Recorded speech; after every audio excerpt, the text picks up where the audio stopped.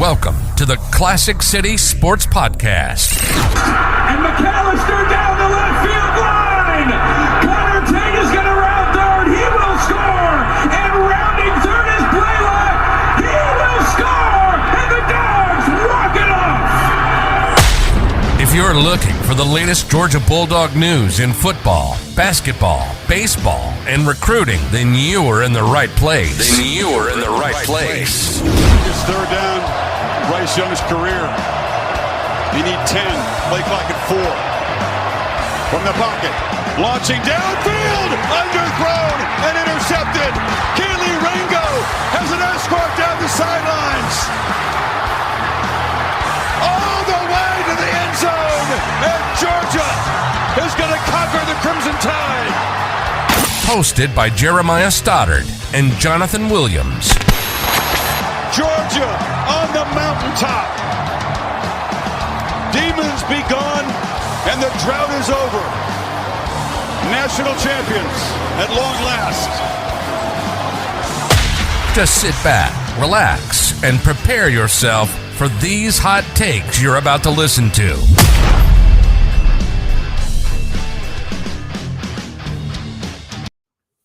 All right, welcome back to another episode of the Classic City Sports Podcast. As always, Jeremiah Stoddard and Jonathan Williams have a fun one for you tonight as Georgia dominates Kentucky yesterday. Just going to be a fun night, right? We get to talk about a complete Georgia performance for the first time this season, from the first drive to the last. So we're excited about it. Hope you guys are feeling good tonight as well. Jonathan, how you feeling? Man, I'm feeling great. I unfortunately did not get to catch the entire game, but of course I had a wedding, so that's not unfortunate. That's always great to be at. Fall weddings. Maybe I just need to be at more weddings. Maybe fall weddings is the key for Georgia's success. So if that's the sacrifice I have to make, then maybe that'll be the case, and we'll find some more places to be on Saturdays. But no, I ended up rewatching the game when I got home that night, catch a little bit of the second half. And I mean, heck, if you have any complaints after Saturday from the offensive standpoint or even defensive standpoint, then I just don't know that you'll ever be happy. That's about as perfect of a game against an SEC-ranked opponent that you could have ever asked for. I mean, I was feeling good about Georgia going into this weekend, but I was predicting like a final score of 31-14. Definitely was not expecting Georgia to put up over 50 points. And for the defense, the defense did its thing, and they shut down. Kentucky's running game, which everybody was worried about after Auburn. So Ray Davis. Ray Davis, all around great performance from both sides of the football. I think Georgia talent showed out. Both teams play a similar style of football, and Georgia was just a tougher team. Yeah, Georgia just dominated all facets of the game between, just throwing the ball like we haven't seen Georgia do in a long time. We'll talk about Carson Beck and his performance in a moment, but the quick, stat line is 28 for 35, 389 yards, 4 touchdowns, and 1 interception. That's a pretty – I know he had the interception, and we'll talk about all that as we get into it, but that's a pretty phenomenal night passing for a Georgia offense, a team that total passing was 435 yards, and then total offense was 608 yards. Offense doesn't get any better than what you saw from Georgia. I mean, shoot, they didn't even punt until the fourth quarter. It was the first drive of the fourth quarter when Brock Vandagriff came in, and they had to punt then. They did not have to punt until then. So the entire time the starting offense was on the field, it was nothing but scoring drives or that 1 interception as well. So you can't really complain about that. And defensively, it was a strong start for them, 21-0 for Georgia to start. And then finally they got through and scored a touchdown on Georgia's defense that had been playing very well. They were getting pressure on Leary. They weren't letting the running game explode on them like we had seen them do against Florida. They were well contained. And, it was a great performance from Georgia from top to bottom. Yeah, and I was talking to my dad before the game, and we were kind of talking about why necessarily people were scared of Kentucky's run game, because he was like, Ball State held the running game to like 56 rushing yards, and then they had another game where they maybe just barely eclipsed 70 rushing yards. So really, it was really just the Florida performance that really boosted them. I mean, they had 2 80-plus yard rushes, and that's going to get you 200-plus rushing yards. And right. So I was like, I really don't know that it should scare them that much. And then Devin Leary, I just was not impressed with him whatsoever. I think there was a lot of hype built up around him in the offseason. I know that he was pretty solid at NC State, but I don't even know if I was really that impressed with him at NC State either. And so I mean, if you could shut down Kentucky's run game and you can force Devin Leary to kind of beat you and push the ball down the field, I mean, you saw it happen. I mean, he wasn't accurate the entire night. Georgia's defensive line and linebackers were able to get to the second level and just make him feel uncomfortable the entire night. So I think Georgia's defensive game plan was great, and they did something that Florida wasn't able to do. They were willing to match Kentucky's physical toughness up front on the defensive line. They're willing to strike their blockers. They're willing to play at a higher physicality than them. And if you don't do that, if you don't play up to Kentucky's level, then that's what they're going to do to you. They're just going to ground and pound their whole way to a victory, and they're just going to coast their way to a victory. But, man, I don't know what it is about Kentucky, but Kirby Smart and Georgia, they have Mark Stoops' number figured out. Yeah, I think they were talking about it during the game, and Mark Stoops has been at Kentucky for 11 years now. Georgia has beat Kentucky, I think after last night, 14 consecutive times. So the entire time he has been there, he has not been able to get the best of Georgia, and he dang sure hasn't been able to get the best of Kirby Smart since Kirby's been there. Most of those games have been pretty high scores over, like, at different times.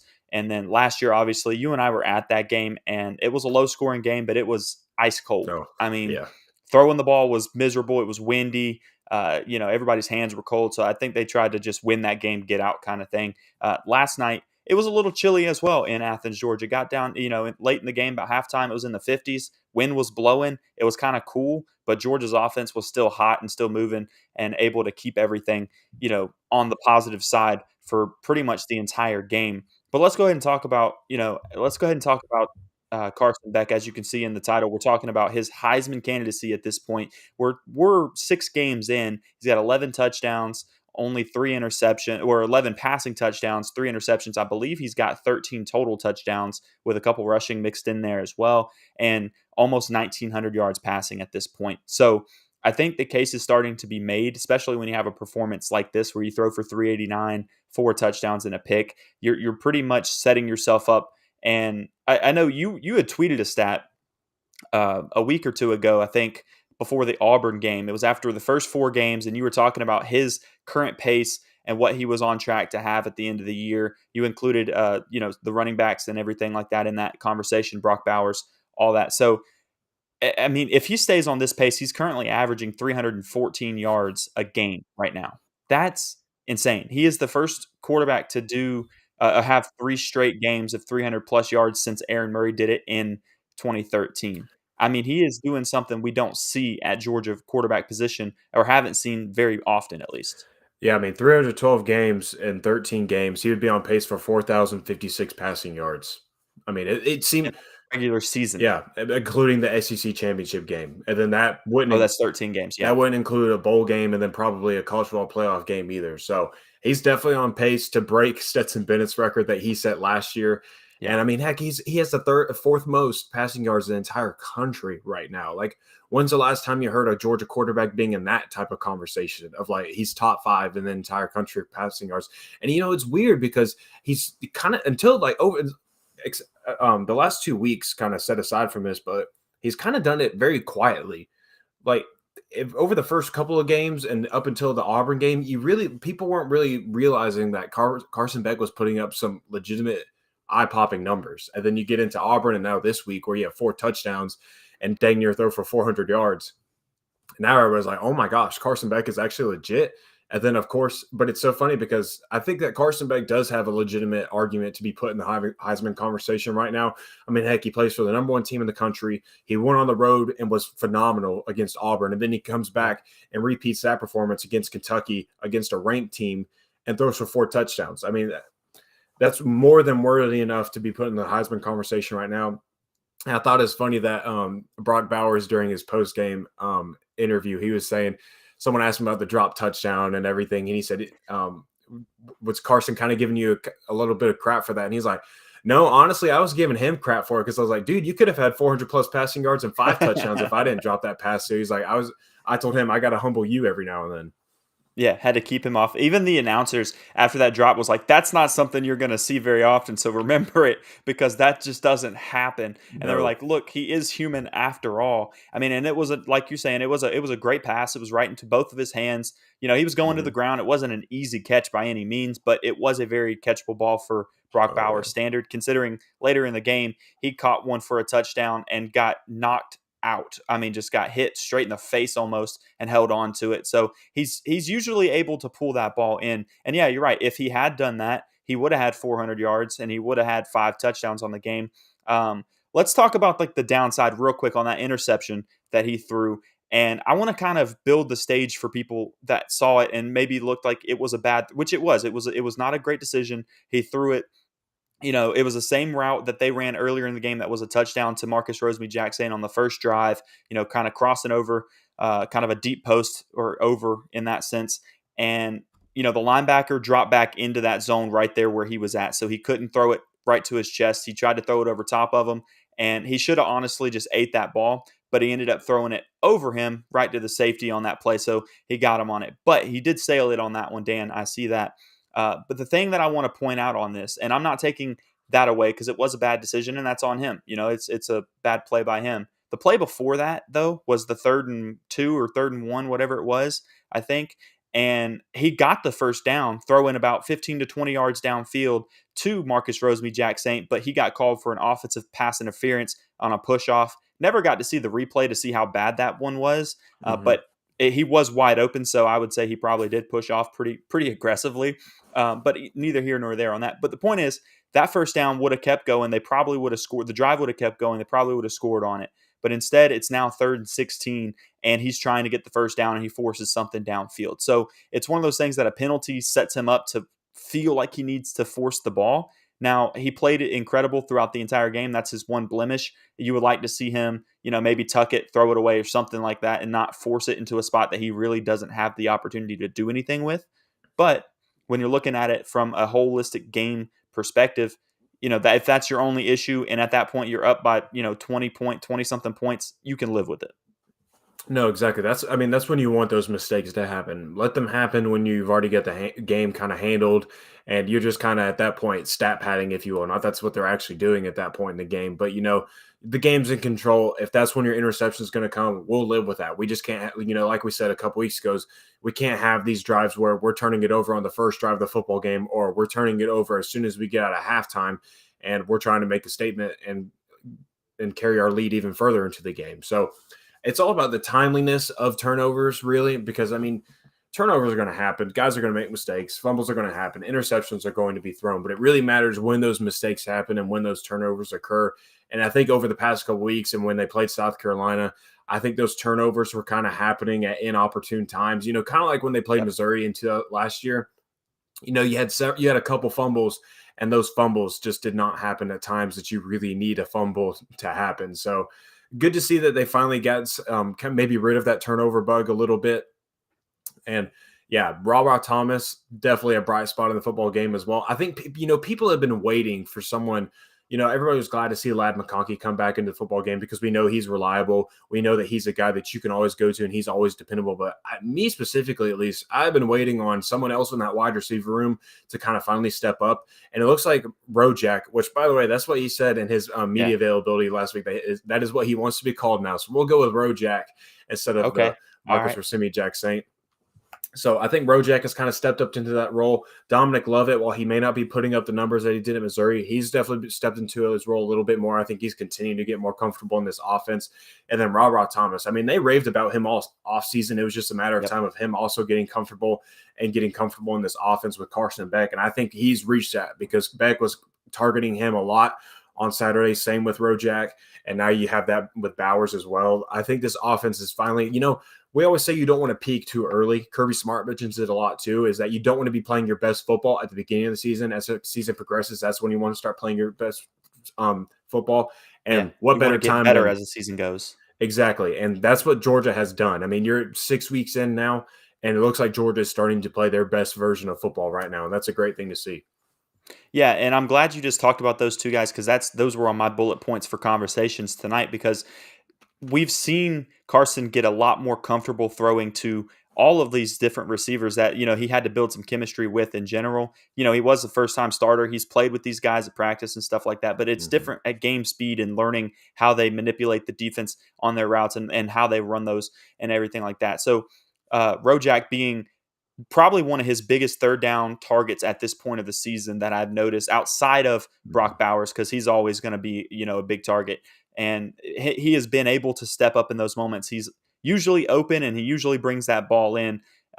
So it's something that I've been extremely excited to see from him. I remember, his freshman year a couple years ago, he broke his ankle on a touchdown play against Florida. And then that was, halfway through the season as a freshman. And then he was hurt the rest of the year. Then the next season took him a while to get back. And then when he was coming back, he's still playing behind, Brock Bowers, Ladd McConkey, Adonai Mitchell. There was so many other targets. So he had to step back and not take that lead role yet. But now that, now that A.D. Mitchell is gone, Ladd's been hurt.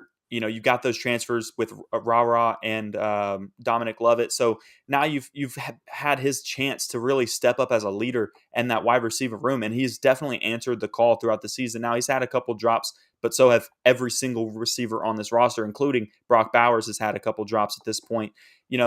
Him being able to step up the way he has shows me that he's grown and he's ready to take a leadership position there. But Ra Thomas, he was slow to start the season out, which once again takes, chemistry to build with a new team, new playbook, new quarterback, all that good stuff.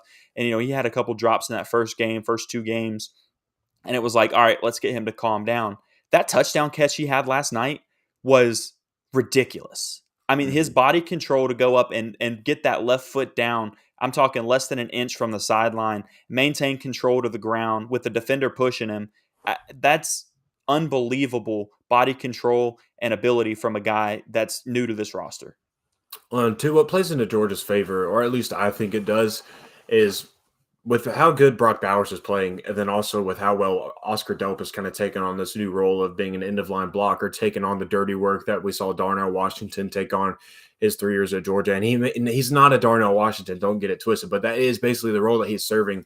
Right. You're going to live in 12 personnel offensively, and that's fine because when you are in 12 personnel, it automatically makes, we talk about the defense having to make decisions before the ball is even snapped.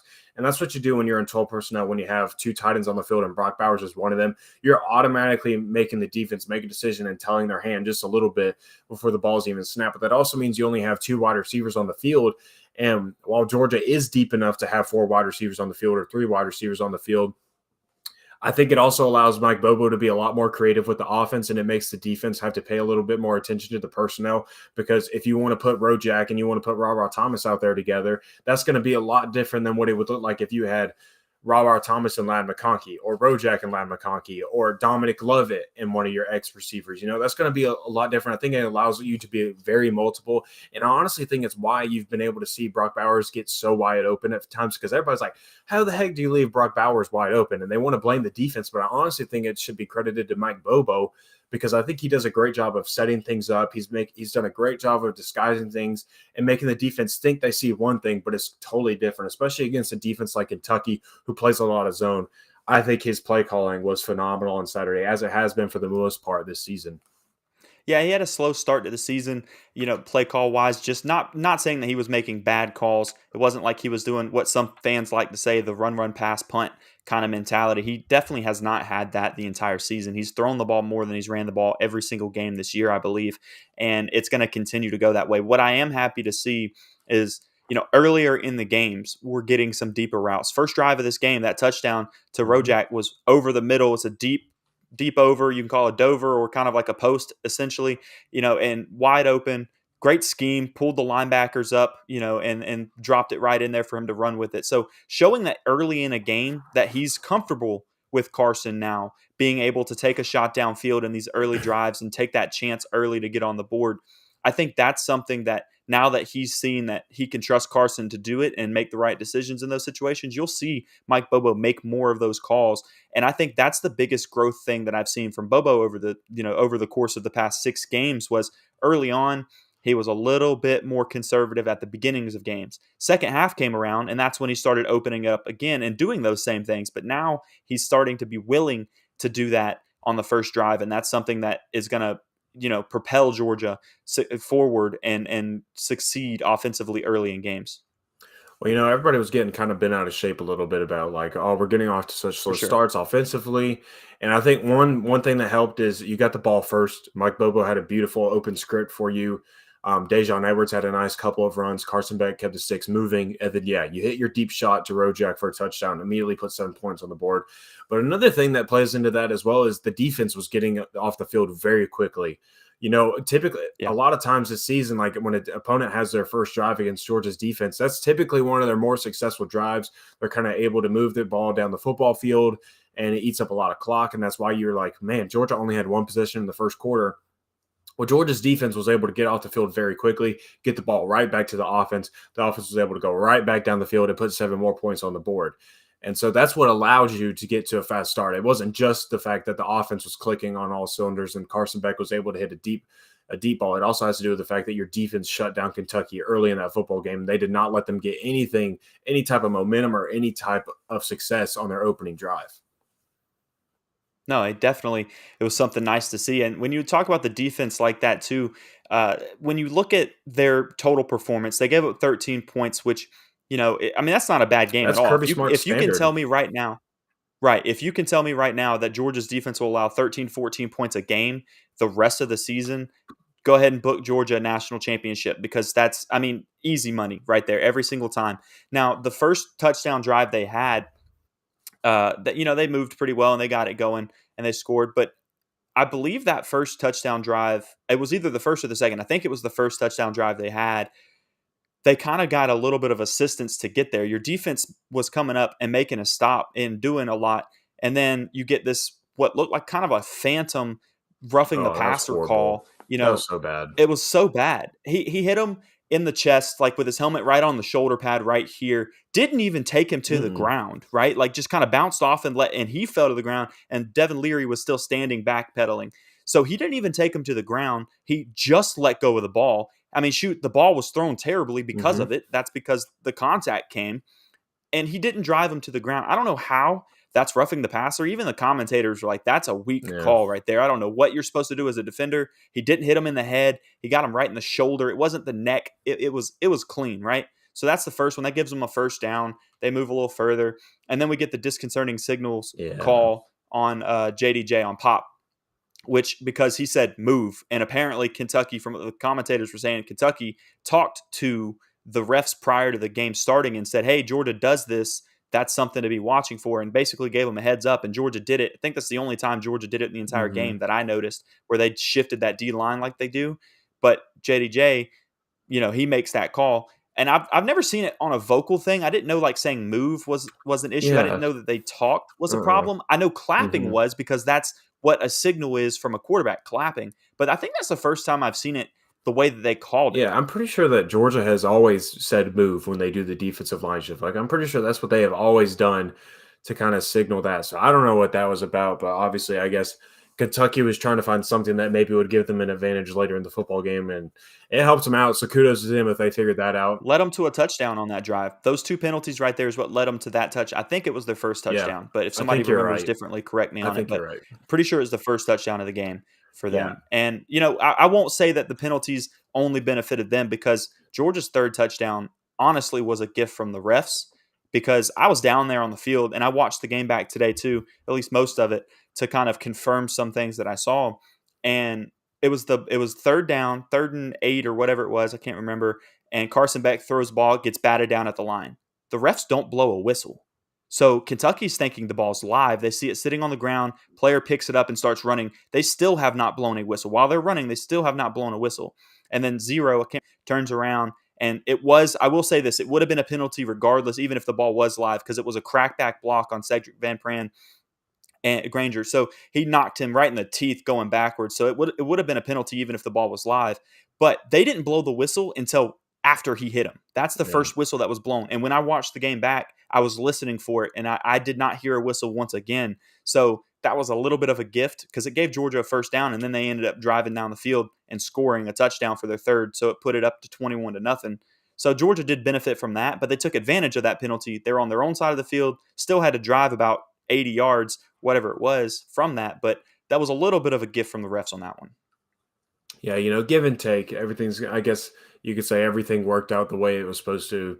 It eventually evened out for them. But, something I noticed before the game going into Saturday was that Kentucky, when they went on their first road game and their only road game prior to Georgia, was that they committed 10 penalties for 106 yards. Is like, that's something to keep an eye on with them going to Sanford Stadium. And then also it being a night game, like the fans have an opportunity to really disrupt some things for Kentucky. I can't remember how many penalties they ended with. I think maybe 8 or 9. I want to say they had 5. They only had 5 penalties for 60 yards, and the big ones were honestly roughing, or unnecessary roughness penalties or unsportsmanlike conduct penalties. They had a couple of those. Some they frustration really didn't, penalties. Yeah, frustration penalties are what they were committing. They really weren't committing pre-snap penalties like false starts. I think they had one of those that I remember. They really, and the environment was loud. It was a great Sanford Stadium environment. But shouts to Kentucky learning from that first game on the road. And they did not commit a lot of those pre-snap penalties, anything like that. But they did have some frustration penalties where they were big penalties at that. Yeah. No. Well, I do want to touch on the defense a little bit because we've talked about the offense plenty at this point, and I think the defense definitely deserves some praise. One thing I want to say, any of these fans that were on JDJ's back or Pop's back the entire season. During the South Carolina game especially? Oh, my gosh. It seems like every single week all I was hearing about is CJ Allen needs to play more. JDJ ain't it this year. Where Pop needs to be benched. Like, Pop just ain't it this year. We need some fire at linebacker. We just don't have it anymore. I don't know what you guys didn't learn from last season after watching JDJ nearly win the Butkus Award last year. I mean, he was a dang near finalist for the award. And I don't know if you guys just thought that all of a sudden he lost his ability to play football or whatever, but like you had to have known that eventually him and Smile Munden and the rest of that linebacker core was going to get it figured out. I mean, for crying out loud, they have the best linebacker coach in the entire nation coaching them up every single week. Yeah. Those dudes are going to get it figured out eventually. And I thought JDJ played phenomenal. I thought Smile Munden played phenomenal. Warren Brinson continues to show out. So for any of the naysayers about JDJ, I hope you ate some crow on Saturday and you learned. Definitely did. Don't talk bad on Georgia's linebackers, man. Like we always tell everybody, every single offseason we get in recruiting and when we talk about the next guys that are going to step up, we always say linebacker is never a position that you need to worry about at the University of Georgia. Like it's coached so well, man. It doesn't matter if they don't get the highest recruit, they'll make the guy they get one of the best players in the country by the time they leave Georgia. Yeah. It's unreal. It's like worrying about the tight end position right now at Georgia. Like, what are you doing? Like that freaking line that area of the depth chart has so much freaking talent on it. It's insane. It doesn't matter what happens. Lucky was moving around and getting in the game this week too. Speaking of tight ends. Yeah, that was good impressive to see. So I didn't mean to cut you off. We were talking about the linebacker room, and that's definitely something that I was noticing too. Like every time I looked up, he had 2 sacks last night, talking about Pop, and he seemed like he was in the backfield all the time, making plays on the running game, not just sacking the quarterback, but he was making plays all over the place on both sides, left and right. So he was playing side to side, and he was definitely getting a lot more comfortable play. I noticed something was Xavier Sori was getting a decent amount of playing time at linebacker this week as well. So that was nice to see, and he was playing well. He had some pass breakups, and he was doing a lot in that part, but I was excited to see him get out there. He's a guy that we've talked about for a long time on the step chart that hasn't really had the chance to play much, but it looks like he's getting a little bit more run during meaningful playing time at this point. Yeah, Xavier Sori is one of those guys where, when he was at high school, he's one of those guys where he never really had to learn a playbook while he was at IMG Academy or at any point in his high school career because he was the best athlete on the field. And so what you're going to do with the best athlete on the field defensively is you're going to say, just go get after the quarterback, bro. Just go be the best athlete on the field and go get after the quarterback. You don't have to learn a playbook or anything like that. And so then when he got to Georgia and then he's expected to learn a playbook at that point, and you actually you have to be one of the smarter football players on the field to play linebacker, specifically at the University of Georgia. And so it's kind of taken him time to kind of pick things up and really get comfortable playing that position. And thankfully you have had 2 and 10 for them to be able to buy him some time and not necessarily just throw him to the woods immediately when he got there. But now, and the first few weeks, if you watch State Team play, you're kind of like, man, why are you there? You kind of look out of sorts. You don't look like you're ready.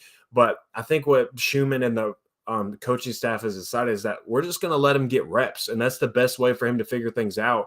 And while it may not always look pretty and he may not play his best every single week, I guarantee you by the month of November and by the time December rolls around, everybody's going to be like, holy crap, 18 looks like the best player on the football field right now. He keeps making plays every single, and so I think that's kind of what you're seeing, and what you saw a little bit of on Saturday is just how much potential he does have, and again, why the linebacker room at Georgia is in such good hands. It's always in good hands. It's something, like you said a minute ago, that's not something we ever concern ourselves with, because and when you say they miss somebody, they still get like a top 100 player. You know what I mean? Like, it's not like they're missing. They may miss the number one linebacker in the country or something like that, but they're still going to go out there and get a dude that they can train up and make exactly what they want to be at Georgia, and that's exactly what they've done with all of these guys so far. And even when CJ Allen has been in there, he's looked good, and when he does get reps. So it's not a position that I have any concern for. And one thing I did, still talking about the defense, one thing I noticed last night, which has been different than what we've seen through the first 5 games, was Kamari Lassiter seemed like the cornerback that was getting picked on last night. And if you can correct me if I'm wrong, and anybody else in the comments, I don't think I saw a single ball thrown at 6 Dalen Everett. Mm-hmm. Not one. He must have been locking down on his side, because they weren't trying even the slightest. They were throwing at Kamari Lassiter a good bit throughout the entire game, and he gave up a couple plays, but he made a lot of really good plays as well. A few pass breakups. He was in there on one of the sacks with Pop. He was playing extremely well, but that was something that I noticed, was they weren't going after, Dalen Everett at all. So shouts to him for improving. Yeah, and not to discredit Dalen by any means, because I think he did play a good football game. It's one of those things that if you're not hearing a DB's name called, it probably means that he's doing his job. So I'm not going to take anything away from him. But what that may have been a case of is to justify why maybe they're throwing at Kamari Lassiter is because Kentucky doesn't necessarily have a whole lot of depth at wide receiver. And Devin Leary may have just been like, I know my top guy, that's our best chance. I'm just going to keep trying and feeding him and taking shots at him. And so, yeah, eventually when you have that many shots thrown at you, you're going to let up some plays. But, Fran Brown named him the Strap Mob Player of the Week. So, obviously, he was doing his job. Kamari Lassiter still played a phenomenal football game. I think he is one of the top cornerbacks in all of college football, but I haven't seen a whole lot of people showing much love to 3, and maybe it is because he's been so quiet for the first 5 weeks because people aren't throwing his way. So maybe that's why people aren't ranking him, because they're not really seeing him make any plays. But, man, I know one thing for sure. Kamari Lassiter is one of the best tacklers I have seen at the defensive back position at Georgia in a long time. That dude is just always blowing up plays behind the line of scrimmage. He evades blocks on screens. That dude just loves contact. He seeks contact, and I think he does a really, really good job of playing defensive back for Georgia. He doesn't let up many big plays, and that's something that you always like to see from your defensive backs. And I think that guy's going to be a top 100 draft pick when the NFL draft rolls around next year. Yeah, he's an absolute dude. And one thing that I really, really like about him that you haven't really seen from that many Georgia cornerbacks, because I think it's part of the way they're coached to play defense. They kind of play in phase, and they kind of play the receiver, not pay attention to the ball as much on those shorter routes. He does a really good job at turning to the ball and trying to make a play on the ball itself, and not just trying to make a play on the receiver. He had one that he could have picked off, but the defender, or the receiver, became a defender and got his arm hooked around and pulled that ball out from Kamari. But he had a chance to pick one off because of that. He's good at, he sees the receiver kind of slowing or turning. He turns to find the ball and makes a play on it. That's why when he gets pass breakups, a lot of times it's his actual hand on the ball when he does it. And so that's something that, I just feel like Georgia's defensive backs haven't done that over the past several years with Kirby Smart. I think they teach him to kind of just worry about the receiver. If he doesn't get away from you, you're good. But what happens is the last guy that wore 3 on that roster, in Campbell, he used to drive me. He was incredible. He was a first-round draft pick when it was all said and done. He was a great cornerback, and he's playing well in the NFL. Very well. But he used to drive me crazy because he would have that same route that Kamari almost picked off. He would have ran through that wide receiver, got a PI call because he never turned around for the ball. But he was always in coverage. He was always playing really well. But that's just what happened. He would always play the receiver and end up running through the guy. At least 3 to 4 times a season, he would have a ball that was pickable and that he would end up with a PI on because he didn't turn around. So that's something that I really like seeing from Kamari, is he's good about getting that head around and getting a hand on the ball or trying to make a play on the ball like that as well. So that's the biggest thing that catches my eye with him, other than the fact that he's always in good coverage for the most part. No, yeah, I mean, the secondary has been everything as advertised. The only question we had was about who's going to play opposite of Kamari Lassiter. Dalen Everett has seemingly locked up that position for them, and he's played really well. You know, he had that massive play against Auburn where he had the PBU, where the receiver caught it. He knocked it out of his hands, and he forced him to get off the football field. And then, of course, Malachi Starks, Javon Bullard, Tyke Smith. Those guys have played out of their mind as well. They played good as a core. And then Kamari Lassiter, of course, like we just mentioned. I mean, the secondary, you can't ask for much more. I mean, that's another room that's just loaded down with talent. And they have consistently answered the call every single week this year. I really don't have any complaints about the secondary overall. I think they play clean football, and they're always in the right spots, every single one of them. If you have your starting core out there, if you have Bullard, Starks, Lassiter, and Dalen Everett, that secondary is never going to be out of sorts, and they're never going to be in the wrong spots, and they're always going to be making plays for you back there. And that's a good thing to know, especially this year. And that's comforting to know this year specifically because you don't have a Jalen Carter or Jordan Davis or Devontae White up front. I mean, Warren Brinson and Nazir Stackhouse, Zion Logue, all those guys up front, I think they're getting in the backfield. I think they have done a tremendous job filling that void, and I think they all collectively have played great football. Warren Brinson specifically, that dude is, like you just said, he's always in the backfield, and same thing for the other two. But when you do have a little bit of a drop-off on defensive line, it's good to have a secondary. I think it was Malachi Starks that was talking about this a couple weeks ago, and he was like, we always say defensively, like, we're nothing without our defensive line, and our defensive line is nothing without us. If the secondary isn't doing our job, then our defensive line can never get home, and they can never make plays in the backfield. But if they're not doing our job, then we can never cover long enough, and we can never stay in position. We're going to let up big plays. So those two positions always complement one another. And with how good your secondary is, and now with how good your defensive line continues to get every single week, that defense is slowly becoming a 10 out of 10 like we expect from Georgia. Yeah, absolutely. And when you talk about holding a quarterback to 10 of 26 for 128 yards and 2 touchdowns on the game, that's pretty daggum good when you're playing an SEC quarterback, an SEC opponent. That's a ranked opponent that was 5-0. I mean, you can't get much better as a defensive back unit on there. But like exactly what you said, that's something we've always talked about back when, when we had Jalen Carter, Jordan Davis, those guys. We would sit here and talk about, maybe our secondary is not so good, but guess what? A secondary's best friend is a pass rush and a good defensive line. And that's what they had when they had those guys there. So it's complementary football all the way around. I think that 11-guy unit, especially as the season goes by, they're going to continue to play extremely well together. The secondary has always been extremely good for Georgia this year. Outside of when you started, when Bullard was out, you had to plug and play a couple guys. You could see a difference there. But now that he's back, I mean, it's definitely showing that they've got that strong unit again. They're able to control that back end of the field, and then you let your guys go hunt. That's part of the reason that you've seen this defensive line be able to get in the backfield as many times, like Warren Brinson being able to get back there as much as he has. And that's in part because that defensive back room is doing their job every single down, giving them the opportunity to make a play. Obviously, the middle linebacking crew and the outside linebackers between Michael Williams, JDJ and all those guys, like they're playing extremely well. They're doing well in coverage. You can't really complain about their performance either. They're getting in the backfield and getting sacks and everything as well. So no complaints about this defense. I know they've given up some points throughout the season at times that people weren't too happy about. I know UAB scored 21, but we talked about that. There was a turnover that led to a touchdown. There was, a short fields that they got, all that kind of stuff. And it kind of takes away from the overall performance. One thing that I'll give you an assignment for after, if you want to look up a stat, if I remember correctly, I believe every turnover that Georgia's had this season has led to maybe a touchdown, if not points in general. Because once again, yesterday, Georgia gives up that pick, and that's the second touchdown for Kentucky. Without that interception, Kentucky doesn't score again in that game. So I'd be curious to see how many points have been scored off Georgia's turnovers this year, because I feel like every game, every time they've turned the ball over, there's at least a field goal, most of the time touchdowns. I might be able to go ahead and tell you right now, but I'm pretty sure you're right, because I had the same thought not too long ago. I was like, man, I mean, that's what's gonna allow this defense to give up points. I mean, South Carolina scored off of turnovers. Auburn scored 2 of their touchdowns. We talked about this last week. Auburn scored 2 of their touchdowns off of turnovers, and they only had 2 field goals. Otherwise, they scored no touchdowns on their own without getting the ball back. Kentucky scores their second touchdown off of it.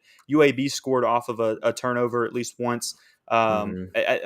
Every time they've turned the ball over, they've given up points. And so Yeah. if the offense can limit those, right, and only do it in a situation like they did yesterday when they've got a big lead, you're just trying to make something happen, you can afford a mistake, and you can afford that touchdown on the other side kind of thing. If they can limit it to types of play like that, this defense is going to start giving up a lot less points throughout the season as well. Yeah, I know that we're almost at the 40-minute mark, so I'll go ahead and get this one with the few minutes that we have left. We'll go ahead and get talking about this a little bit because I think it is relevant. This was a crazy weekend of college football. I think there's some big losses. I think you learned a lot more about football teams. Like USC had their second close game of the season. Offense didn't look so dominant as it typically does on Saturday. Texas loses to Oklahoma, so they get their first loss. Crazy They're no game longer. Right there. Yeah, that was a great football game. They're no longer in the driver's seat of the Big 12. Maybe you probably get a rematch of the Red River Showdown in the Big 12 championship game. That's at least what it's looking like there.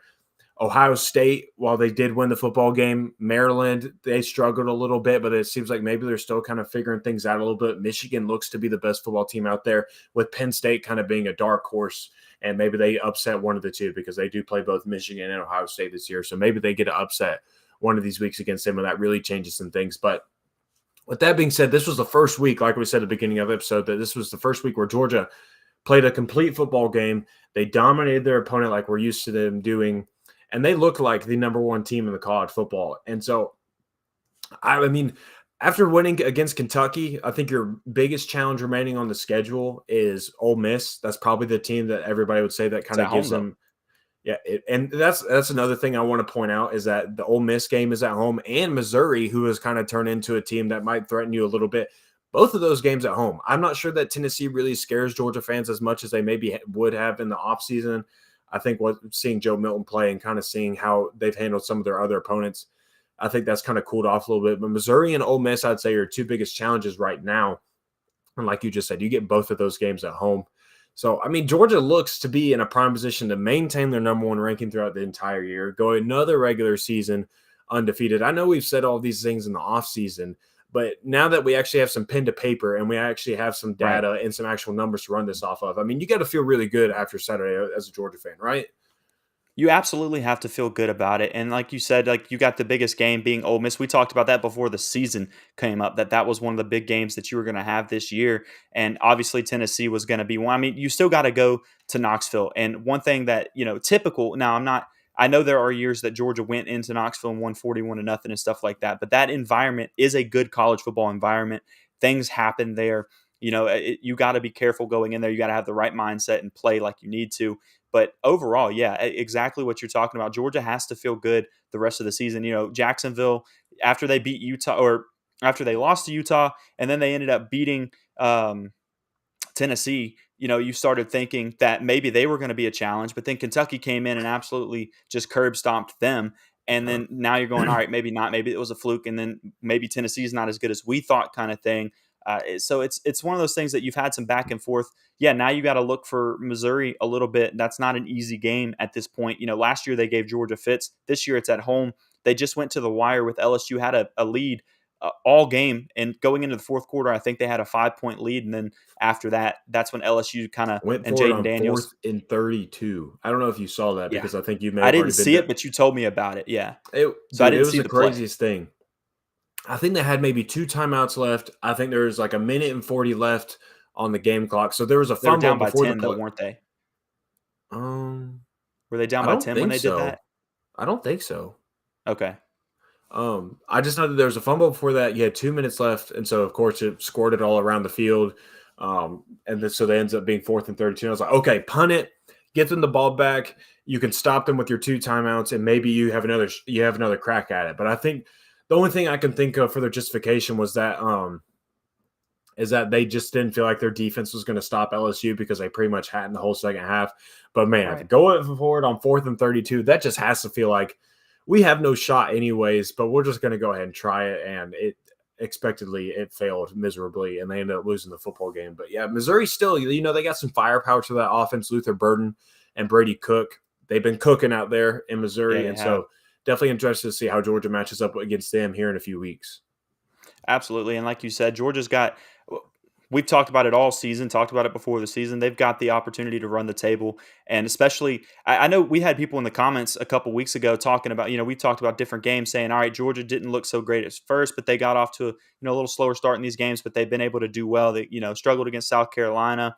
And I made a comparison, I think, after the South Carolina game to, the Missouri game. And somebody was saying, well, maybe not the best comparison because Georgia had shown that they were a championship caliber team. You think about, you had Oregon at the beginning of the year. Well, we may not have had a championship caliber game prior, but now we've had a championship caliber team game at this point. We've seen start to finish Georgia absolutely dominate an opponent that was a ranked opponent. Yeah, it was at home, but there was still a good football team that was 5-0, and you came in there and won 51-13. That is a championship caliber team. Georgia's back to that level at this point, and now they get Vanderbilt next week, then they get a bye week, and then they go to Jacksonville.